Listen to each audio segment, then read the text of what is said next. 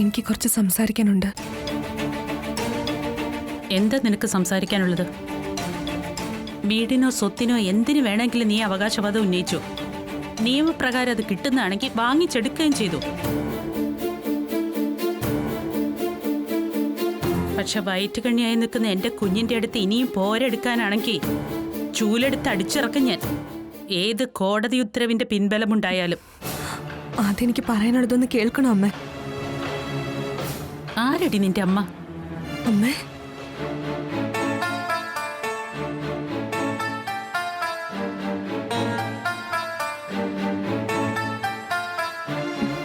ദേവു, ഇത് വാങ്ങണം. എന്തേത്? പേടിക്കണ്ട, ഉപദ്രവമുള്ളതൊന്നുമല്ല. തമ്പുരാൻ മഠത്തിനും കമ്പനിക്കും അടക്കം സൂര്യനാരായണന് അവകാശപ്പെട്ട സകല സ്വത്തുക്കളിലും അർഹമായി വിഹിതം ഉന്നയിച്ച് കേസിന് പോയിട്ടുണ്ടല്ലോ എന്റെ ഏട്ടൻ. ഒന്നിലൊരു ചില്ലി പൈസയ്ക്ക് പോലും അവകാശം ഉന്നയിക്കില്ലെന്ന് പറഞ്ഞ് കാർത്തിക മേനോൻ എന്ന ഞാൻ നിരുപാധിക എഴുതിത്തരുന്ന മുദ്രപത്രങ്ങൾ വർമ്മ ആൻഡ് വർമ്മ അസോസിയേറ്റ്സിന് മേലുള്ള ഇൻജങ്ഷൻ ഓർഡർ നീങ്ങും. സൂര്യന്റെയും കമ്പനിയുടെ അക്കൗണ്ടുകൾ ഫ്രീസായി കിടക്കില്ല. പിന്നെയുള്ളത് ഒരേ ഒരു തടസ്സം, സൂര്യന്റെ ഭാര്യ എന്ന പേരിൽ നിയമപ്രകാരം മാത്രമുള്ള ബന്ധം.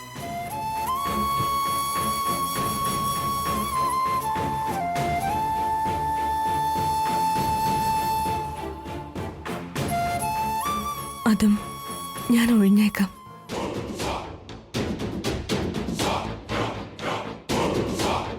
നിശ്ചിത കാലാവധി എത്തുമ്പോൾ ഡിവോഴ്സ് പെറ്റീഷൻ ഫയൽ ചെയ്യുന്നത് ഞാൻ തന്നെയായിരിക്കും. മ്യൂച്വൽ കൺസെന്റിൽ അത് വേഗം അനുവദിച്ചു കിട്ടും. എന്താണാവോ പുതിയ നാടകത്തിന്റെ ഉദ്ദേശം? ഇതുവരെ കളിച്ചതെല്ലാം നാടകം, ഇനിയുള്ളത് ജീവിതം. സൂര്യനും ദേവുനും അമ്മയ്ക്കും ഒക്കെ അത് ഉൾക്കൊള്ളാൻ ഉറപ്പായും സമയം വേണ്ടിവരും. ഞാൻ പറയുന്നത് വിശ്വസിക്കണമെന്നില്ല. എനിക്കെന്റെ മനസാക്ഷി മാത്രം ബോധ്യപ്പെടുത്തിയാൽ മതി. ഇവള് കൊള്ളാലോ.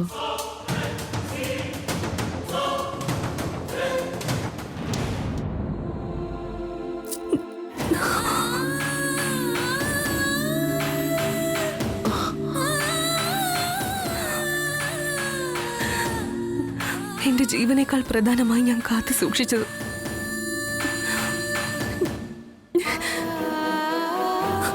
ഇന്നു മുതൽ, ഈ നിമിഷം മുതൽ കാർത്തിക സുമംഗലിയല്ല.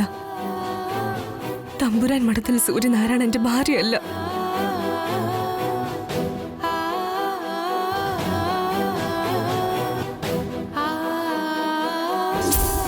പ്രാണന്റെ അവസാന തരി ഈ ഭൂമിയെ വിട്ട് പെരിയുന്ന നിമിഷം വരെ കാർത്തിക സൂര്യന് വേണ്ടി പൊരുതിക്കൊണ്ടേയിരിക്കും ദേവു.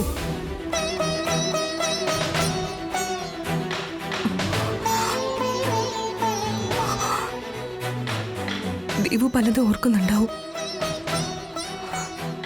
സൂര്യനോടുള്ള കാർത്തികയുടെ സ്നേഹം എവിടെ പോയെന്ന്. സ്നേഹം പോയിട്ടൊന്നുമില്ല, ഉണ്ടായിരുന്നത് ഒരു 10,000 മടങ്ങ് കൂടിയിട്ടേ ഉള്ളൂ. സ്ക്രിപ്റ്റ് പാളിയോ?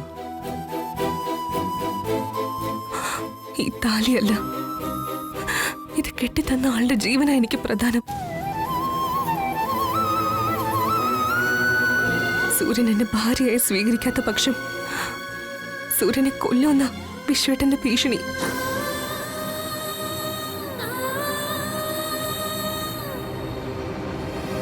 വിശ്വേട്ടൻ പറഞ്ഞാലത് ചെയ്യും. അതറിയാവുന്നതുകൊണ്ട് ഇവിടെ വന്ന് വിശ്വേട്ടൻ പറയുന്നത് മുഴുവൻ കേട്ട് ഞാൻ മിണ്ടാതെ നിന്നത്.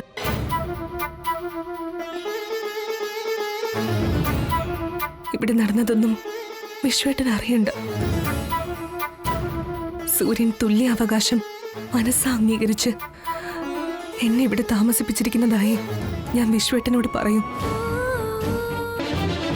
ഞാൻ പറയുന്നത് തന്നെ ആവും ഗൗരിയും പറയുന്നത്. അല്ലേ ഗൗരി? ആ പിന്നല്ലാതെ.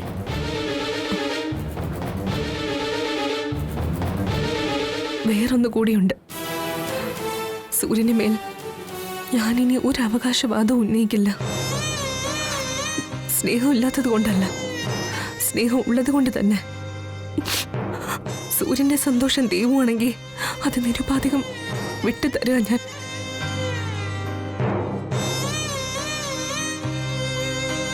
കാർത്തിക് ഇനി ഒരു ശല്യമായി നിങ്ങൾക്കിടെ ഉണ്ടാവില്ല. ചെയ്തതിനെല്ലാം മാപ്പ് തരണം എനിക്ക്.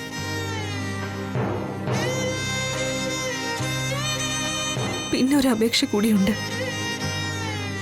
എന്തെങ്കിലും കാരണവശാൽ ഞാൻ ഈ വീടിന് പുറത്തായാൽ അത് സൂര്യന്റെ ജീവന് ഭീഷണിയാകും.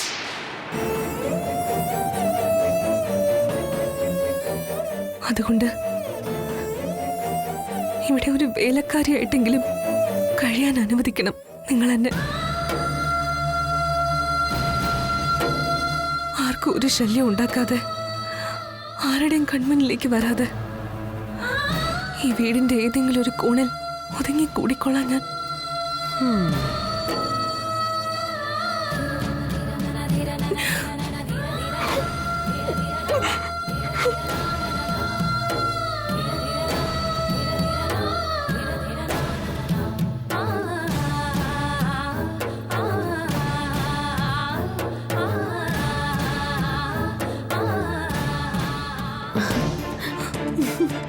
പാടിയായി കാണിക്കുന്നേ. നീ കലക്കി മോളെ, നിന്റെ അഭിനയം തകർത്തു. അതെ, ഈ ഓസ്കാർ ഒക്കെ കണ്ടുപിടിച്ചത് തന്നെ നിനക്ക് വേണ്ടിയാ. എന്താ നിനക്കിപ്പോ? ദേ, നിന്റെ ഈ നാവ് കൊണ്ട് എല്ലാത്തിനും അടിച്ച് നിലത്തിട്ടില്ലേ നീ? ഇപ്പൊ എല്ലാം ഫ്ലാറ്റ്. നീ പറഞ്ഞതെല്ലാം അവരങ്ങ് വിശ്വസിച്ചു. എന്റെ ഗൗരിക്കുട്ടി, ഇങ്ങോട്ട് വാ. കാർത്തിക മോളൊരു പ്രശ്നത്തിലാണെന്ന് പറഞ്ഞ് വിശ്വേട്ടൻ വിളിച്ചപ്പോ ഇവിടെ ഇത്രയും വലിയ ഡ്രാമ നടത്താനാണെന്ന് ഞാൻ പ്രതീക്ഷിച്ചില്ല മോളെ. സാധാരണ നമ്മൾ ഇവിടെ നടത്തുന്ന കാറ്റ് ആൻഡ് മൗസ് ഗെയിം അല്ലല്ലോ. നിന്റെ ഈ ചേഞ്ച് ഓവറെ കലക്കി. ഇതിൽ പിടിച്ച് നമ്മളങ്ങ് കേറും. മനസ്സിലായില്ല. എടി, ഇവിടെ ഇപ്പൊ ആരും ഇല്ലല്ലോ. മതിയാക്ക് നിന്റെ അഭിനയം. നിന്റെ മനസ്സിലുള്ള പ്ലാൻ എന്താണെന്നേ പറയ്. എന്ത് പ്ലാൻ? അല്ലെങ്കിലും എല്ലാം സസ്പെൻസ് ഇടുന്നതാണല്ലോ നിന്റെ പതിവ്. ഈ മുടിഞ്ഞ ട്വിസ്റ്റ് തന്നെ നീ എന്നോട് പറഞ്ഞതാണോ? നീ എന്തൊക്കെയാ പറയുന്നേ? എനിക്കൊന്നും മനസ്സിലാവുന്നില്ല. പിന്നെ എനിക്കറിയാത്തതാണോ നിന്നെ? നിന്റെ മനസ്സിൽ എന്താണെന്ന് ഒരു ഊഹം ഞാൻ പറയട്ടെ. ഈ പറഞ്ഞ സെന്റിമെന്റ്സ് ഒക്കെ ഇട്ട് നീ അവരുടെ മനസ്സിൽ കയറിപ്പറ്റും. പിന്നെ നീ എന്ത് പറഞ്ഞാലും ചെയ്താലും അവര് വിശ്വസിച്ചോളും. ആ സമയത്ത് നീ പ്ലാൻ ചെയ്തതങ്ങ് നടപ്പാക്കും. എന്ത് നടപ്പാക്കുമെന്ന്? പറയുന്നേ, ആ ദേവുവിനെ എങ്ങനെ തീർക്കാനാ നിന്റെ പ്ലാൻ? വെള്ളത്തിൽ തള്ളിയിടോ, മരത്തിൽ കെട്ടിത്തൂക്കോ, അതോ തീ കൊളുത്തോ? എന്തിനാ നീ എന്റെ കഴുത്തിന് പിടിച്ചത്? എന്താ നീ കാണിക്കുന്നേ? ഞാൻ പോലും മാറി, എന്നിട്ട് നിനക്കൊരു മാറ്റവും ഇല്ലല്ലോ. ഉള്ളതാണോ നീ പറയുന്നേ? സംശയം ഉണ്ടെങ്കിൽ ഒന്നുകൂടെ തരാൻ നിനക്ക്. അയ്യോ വേണ്ട, എനിക്ക് വിശ്വാസമായി. ഒരു കാര്യം ആദ്യമേ പറഞ്ഞേക്കാം. പഴയതൊക്കെ മറന്ന് ഒരു മനുഷ്യ സ്ത്രീയായിട്ട് ജീവിച്ചു തുടങ്ങാൻ ഞാൻ. ആ എന്റെ മനസ്സിൽ ഇനിയും വിഷം കുത്തി വെക്കാനും ചീത്തയാക്കാനും നിന്റെ ശ്രമമെങ്കിൽ കെട്ടും കെട്ടി ഇപ്പോഴേ വിട്ടോ. എനിക്കിവിടെ പ്രൊട്ടക്ഷന് വേണ്ടിയിട്ട് ആരും വേണമെന്നില്ല. ദേവോനോട് ചെയ്തത് വെച്ച് നോക്കുമ്പോ അവളും സൂര്യനും ഒക്കെ എന്ത് ചെയ്താലും സഹിക്കേണ്ടവളാ ഞാൻ. അത് സഹിക്കാനും പൊറുക്കാനും തയ്യാറായിട്ടാ ഞാൻ ഇങ്ങോട്ട് വന്നത്. ദേവുവിനോട് ചെയ്തതിനൊക്കെ പാപപരിഹാരം ചെയ്യണം. ശേഷിച്ച കാലം ഈ വീടിന്റെ തറ തുടച്ചും അഴുക്കലക്കിയൊക്കെ കഴിഞ്ഞു കൂടിക്കോളാം ഞാൻ. അതിനെല്ലാം ഒപ്പം നിൽക്കണമെന്നുണ്ടെങ്കിൽ എങ്കിൽ മാത്രം എനിക്കൊപ്പം ഇവിടെ നിന്നാ മതി. മനസ്സിലായ നിനക്ക്? മനസ്സിലായി. എങ്കിൽ നിനക്ക് കൊള്ളാം.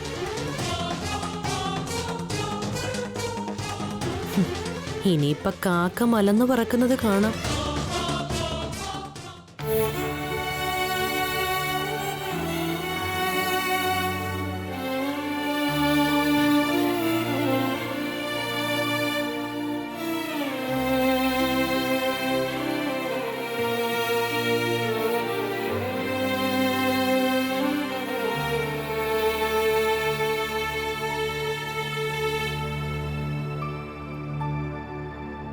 ദാ സൂര്യേട്ടാ,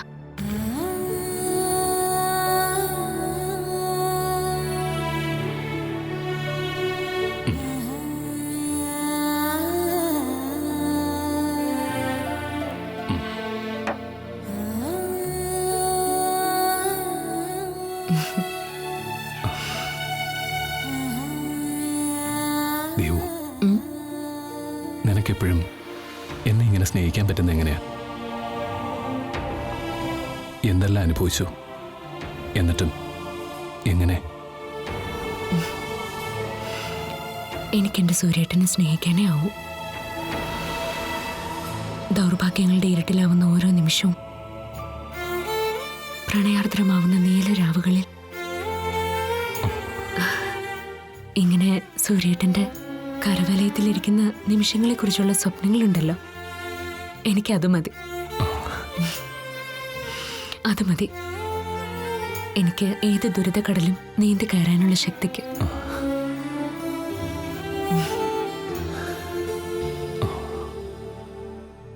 മതി മോളെ, ഇനിയും താങ്ങാനാവില്ല എനിക്ക്.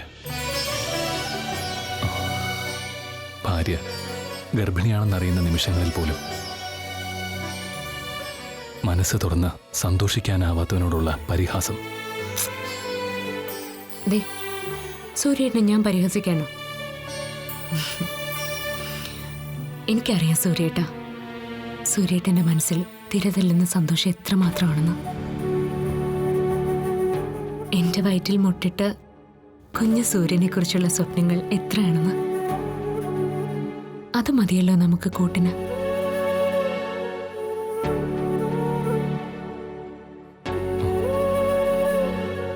ദേവു, തിരതല്ലുന്ന എല്ലാ സന്തോഷങ്ങൾക്കും സ്വപ്നങ്ങൾക്കും മീതെ ഒരിക്കലും തീരാത്ത പ്രശ്നങ്ങളുടെ കൂട്ട്. അതെ, ഇപ്പൊ ഇങ്ങനെ നിരാശപ്പെടാനേ എന്റെ സൂര്യേട്ടൻ എന്താ ഉണ്ടായ? ഇനി എന്താ ഉണ്ടാവേണ്ടത്? പുതിയ നാടകവുമായി അവള് വീണ്ടും എത്തിയില്ലേ? ആര്? കാർത്തികയ? അതെ ദേവു, ഇന്ന് വരെ ഉണ്ടാക്കിയതിനേക്കാൾ അപ്പുറമുള്ള വിഷയമായിട്ടാണ് അവളുടെ വരവ്. ഇല്ല സൂര്യേട്ടാ. ഇല്ല ദേവു, ദേവുവിന് ഇനി അവളെ മനസ്സിലായിട്ടില്ല. ദേവു, ഇതെല്ലാം അവളുടെ നാടകങ്ങളാ. അവളും അവളുടെ ഏട്ടനും അവരുടെ കാലാൾപ്പടയും ചേർന്ന് സമർത്ഥമായി എഴുതി സംവിധാനം ചെയ്തിരിക്കുന്ന ഒരു നാടകമാ. കോടതിയും നിയമവും ചേർത്ത് പിടിച്ച് ഇതുവരെ ജയിച്ചു കയറിയ സൂര്യനാരായണന്റെ ഒറ്റയാൾപ്പടയ്ക്കെതിരെ. വേണ്ട സൂര്യേട്ടാ, ഒരുപാട് കാട് കയറി ചിന്തിച്ച് നമുക്ക് ഈ നല്ല ദിനങ്ങളെ ഇല്ലാതാക്കണ്ട.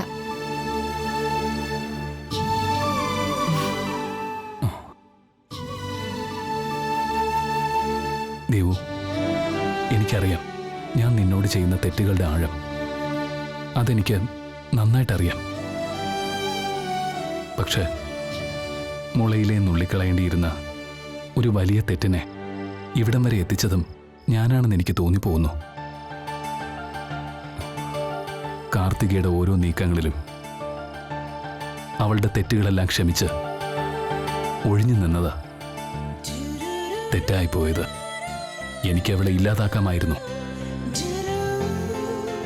പക്ഷേ എൻ്റെ ദേവുവിനോടൊപ്പം സമാധാനമായിട്ടും സന്തോഷമായിട്ടും കഴിയാനുള്ള ആഗ്രഹമായിരുന്നു. എന്നിട്ടും മതി സൂര്യേട്ടാ, ഇനി എനിക്കിത് മടുക്കും. സൂര്യേട്ടൻ ഇതൊക്കെ ഇങ്ങനെ തോന്നുന്നതായി എന്നോടുള്ള സ്നേഹക്കൂടുതൽ കൊണ്ട്.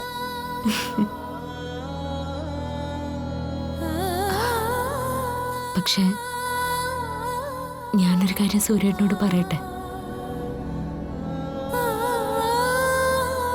ഇപ്പൊ നമ്മൾ കാർത്തികയിൽ കാണുന്നതേ വലിയൊരു മാറ്റം.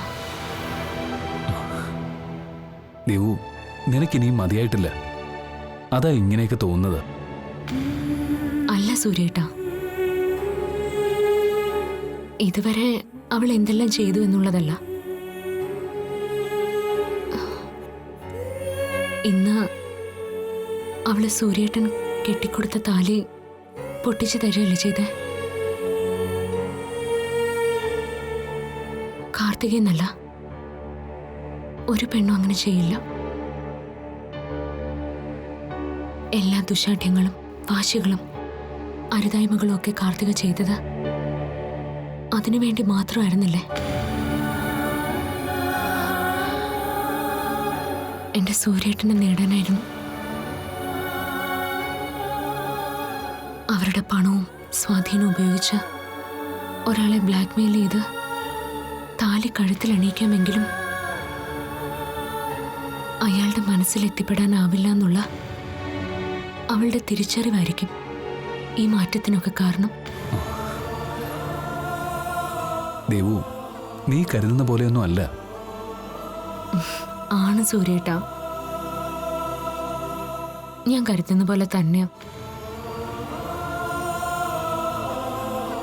ഒരു പെണ്ണിനെ മറ്റൊരു പെണ്ണിനെ മനസ്സിലാവും. സാഹചര്യങ്ങളുടെ വ്യത്യാസം പലരെയും പലതരത്തിൽ നടത്തിയേക്കും. പക്ഷെ പെണ്ണിന് ആത്യന്തികമായി സ്നേഹിച്ച പുരുഷന്റെ നാശം ആഗ്രഹിക്കാൻ കഴിയില്ല സൂര്യേട്ടാ. ദേവു, ഞാൻ പറയുന്ന വേണ്ട. അതെ, കൂടുതൽ ആലോചിച്ചും പറഞ്ഞു ഒന്നും എന്റെ സൂര്യേട്ടന്റെ മനസ്സ് വിഷമിപ്പിക്കണ്ട കേട്ടോ. നമുക്കുറങ്ങാം.